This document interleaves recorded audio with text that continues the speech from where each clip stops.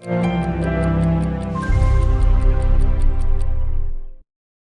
announcing a pardon for all prior federal offenses for the simple possession of marijuana. U.S. President Joe Biden's decision to pardon prior federal convictions of simple marijuana possession fulfills a campaign promise ahead of the November midterm elections and sent share prices of marijuana businesses soaring. But it left many frustrated and wanting more. Morgan Fox is the political director of NORML, an organization pushing for marijuana legalization. Clearly, there's quite a bit more work to do, particularly when you look at the fact that the vast majority of marijuana arrests take place at the state and local level. But this is certainly a good start. State-level convictions remain for now, and it's unclear if states will follow the federal example and expunge the records of those convicted of simple marijuana use. Doug Kelly is the executive director of Cannabis Equity Illinois Coalition. Facts are the facts. And for Joe Biden to sit there and say this is it's gonna help some people, but it's not gonna help the masses. You gotta look at this on the federal level and the state level to make a huge impact. Terrell Anderson spent 13 years in prison for marijuana felony convictions. Everybody in the state penitentiaries need to be released. They need to be released for the simple fact that you get all these dispensaries out here getting rich off what they went to jail for. Like myself, I went to jail for this shit. The biggest beneficiaries of Biden's move might be businesses. According to cannabis-focused research firm BDSA's September projections, the global cannabis industry is forecast to hit $55 billion in sales by 2026, with the U.S. market growing to $40 billion by then, up from $25 billion last year. Industry experts believe U.S. federal reforms could push those figures much higher.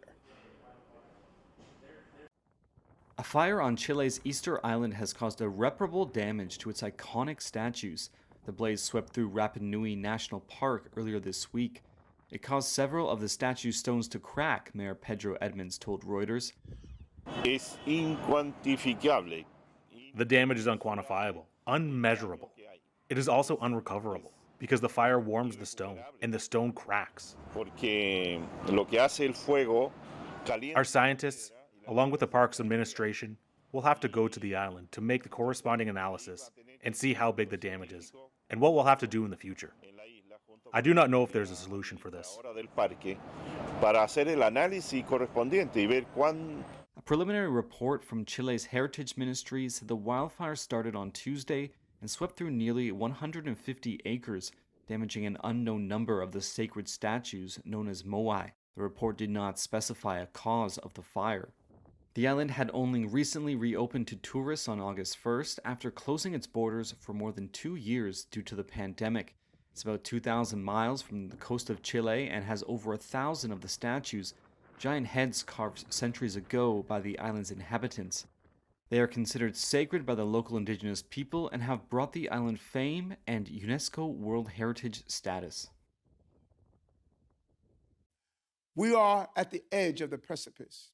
New York City Mayor Eric Adams declared a state of emergency in response to the thousands of migrants bused to the city in recent months from the U.S. southern border. We now have a situation where more people are arriving in New York City than we can immediately accommodate, including families with babies and young children.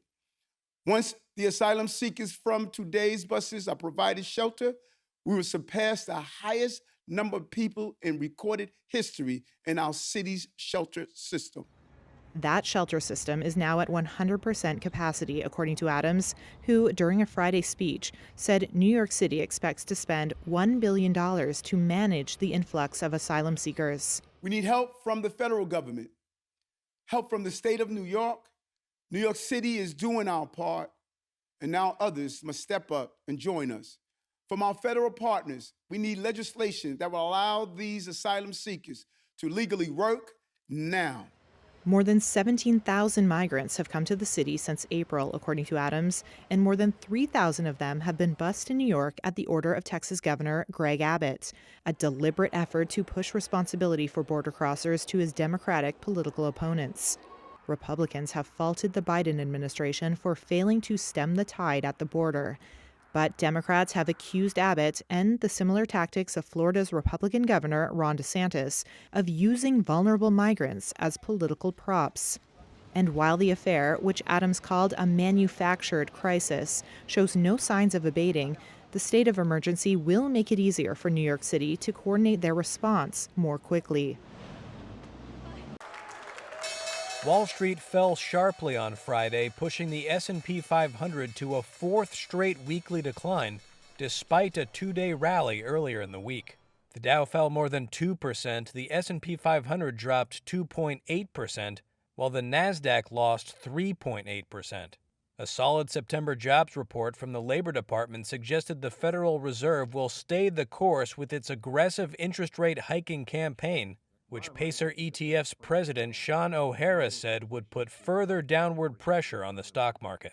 I mean, I think that today's jobs report has sort of dashed everybody's hopes, if you will, in the short run, right? I mean, so I think that's one of the key things to watch is if we start to see, unemployment rise, then I think that's the other side of the Fed mandate, right?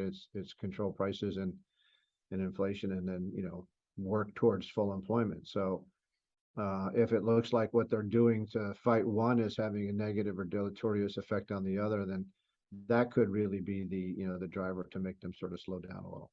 Semiconductor stocks were among the biggest percentage losers on Friday after a warning from Advanced Micro Devices, which said its third quarter revenue estimates were about $1 billion lower than previously forecast. AMD's peers Qualcomm, Intel, and Nvidia all fell with it, losing more than 3%, 5%, and 8% respectively. And shares of FedEx slid after an internal memo seen by Reuters showed the division that handles most e-commerce deliveries expects to lower volume forecasts as its customers plan to ship fewer holiday packages. Data out from the U.S. Labor Department on Friday showed U.S. job growth slowed moderately in September compared with the month before, but hiring remained robust. And the unemployment rate dropped to 3.5%. Both figures point to a still tight labor market, meaning the Federal Reserve remains all but certain to continue aggressively raising interest rates. Where is it written that it says America can't be the leading manufacturer in the world again? Speaking at a Volvo facility in Hagerstown, Maryland, Friday, President Joe Biden touted the low unemployment and job growth. Our economy created 263,000 jobs last month. That's 10 million jobs since I've come into office. That's the fastest job growth at any point of any president in all of American history. The employment report showed the decline in unemployment from 3.7% a month ago was partly due to people leaving the workforce, and fewer Americans worked part-time for economic reasons. Job growth has averaged 420,000 per month this year, and the labor market continues to show resilience despite the Fed's stiff interest rate hikes, which are aimed at reining in consumer demand and rising prices. We have to move from historically strong economic recovery to a more steady, stable recovery. We need to bring inflation down without giving up all the historic economic progress that working class and middle class people have made. The employment report suggested the economy was not in recession, despite gross domestic product contracting in the first half.